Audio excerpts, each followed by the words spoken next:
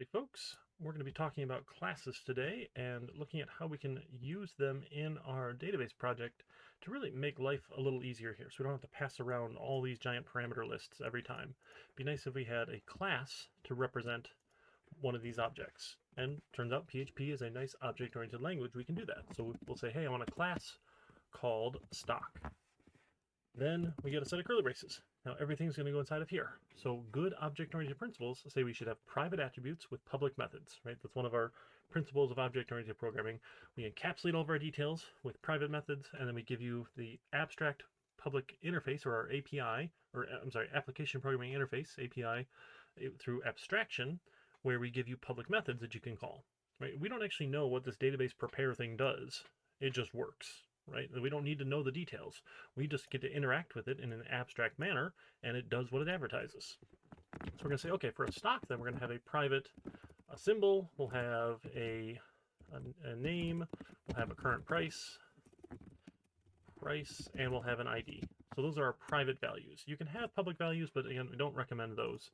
And then we'll go and add some set and get methods.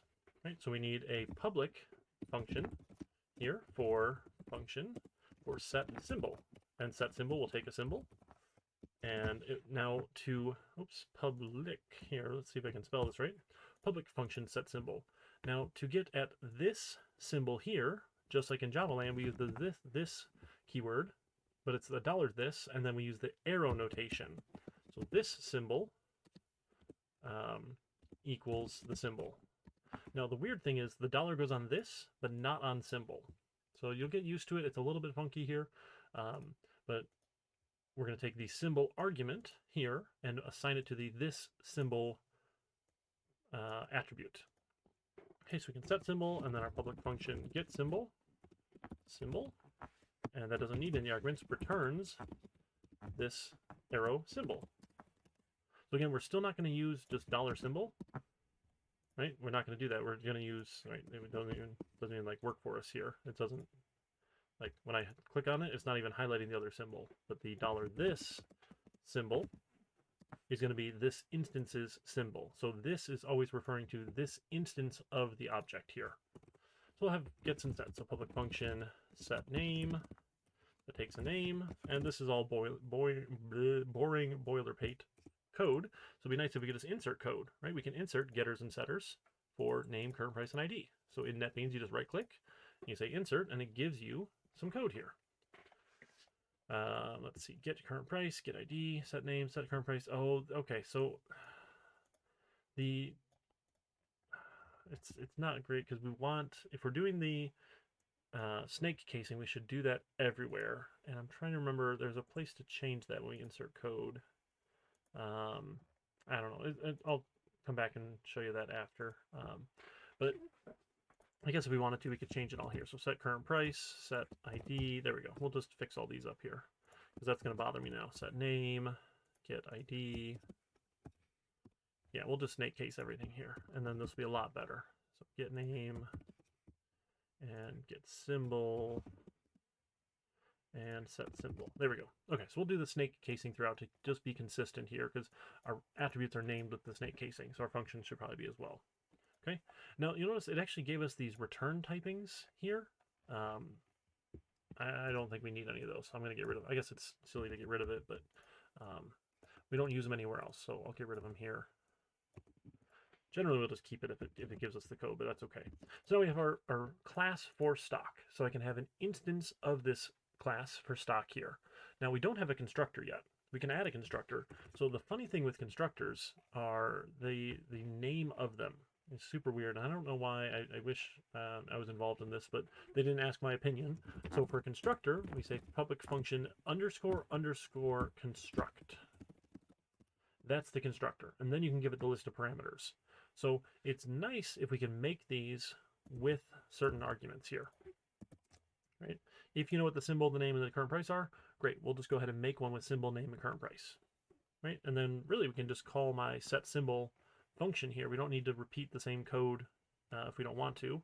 We can call set symbol, given the symbol. We can call set name, given the name, and we can call set current price given the current price, right?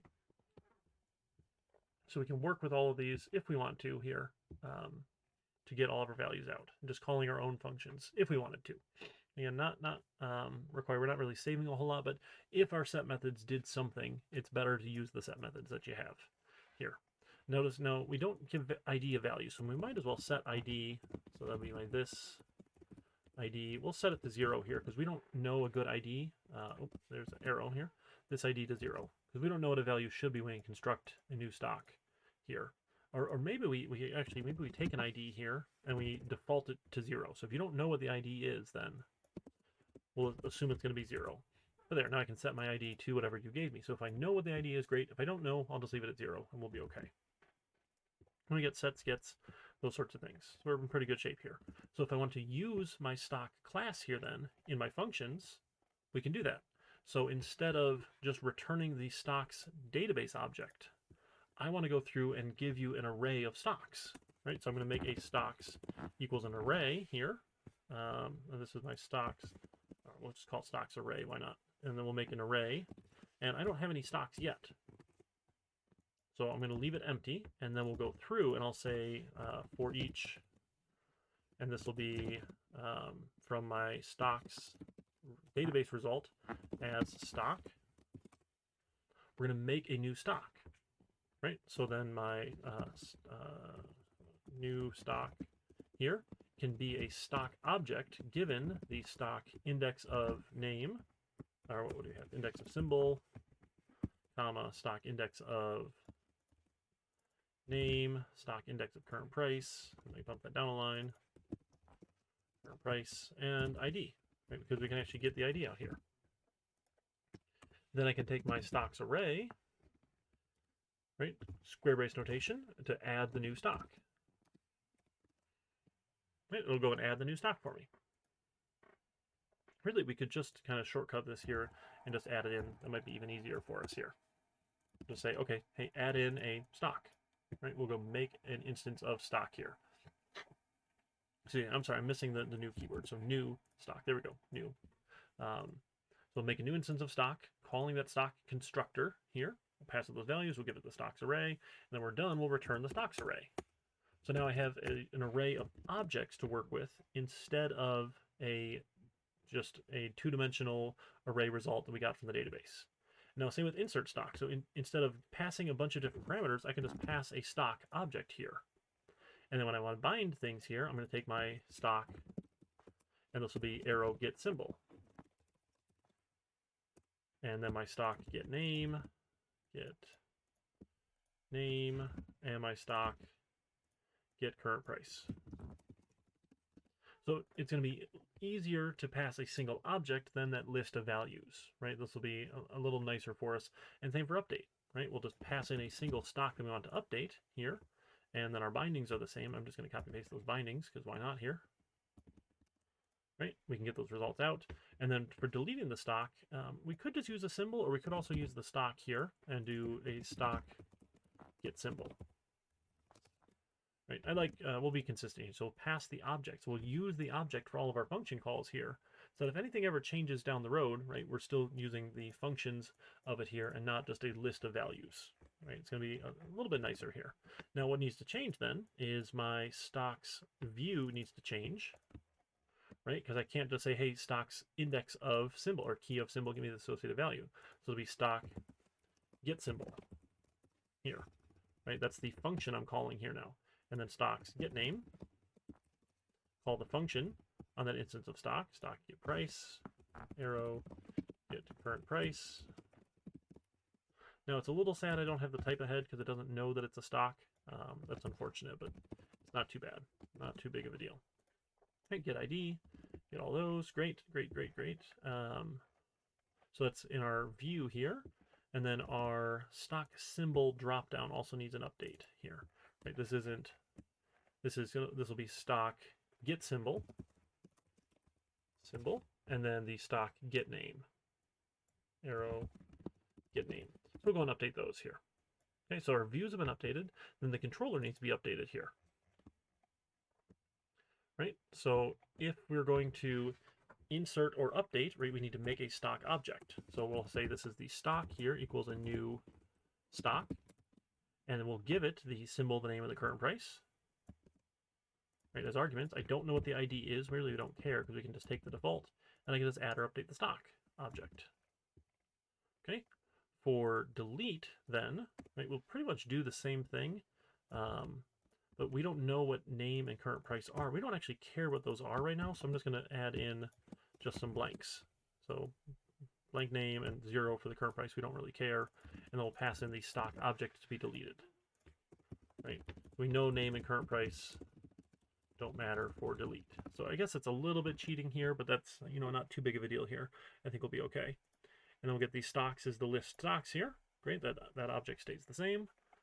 So we're going to do the translation in the controller. So the controller will go from the parameters to the objects, because that's really the controller's job, right? To figure out what's happening, get all the values, and then ask the model to do the work here. So we'll make the stock object so that the model is a little bit nicer here. We don't have to pass all those parameters everywhere. Let's give it a look, see if it works for us here. Let's pull this down here, take a look at stocks, see if our list works for us. Oh, I didn't start up the database. That would be important. Probably want the database up and running. Yeah, no connection can be made. Let's refresh. Oh dear, okay. Call to private stock construct from global scope. Oh, stocks. Did I miss? I must have missed a keyword here. Let's take a look at our stock class here. Oh, private function. Oh my goodness, why do they call that private? This is a public function construct. That's our public constructor function. Let's give that a run again here. Actually, I think that's a PHP file. We can just refresh. Give it a refresh. Okay. Call to undefined function set symbol in stocks line 8. Oh, I did it wrong in line 8. This set symbol. There we go. This set symbol. Yep. Telling it all this instance, this instance, this instance here. Set current price.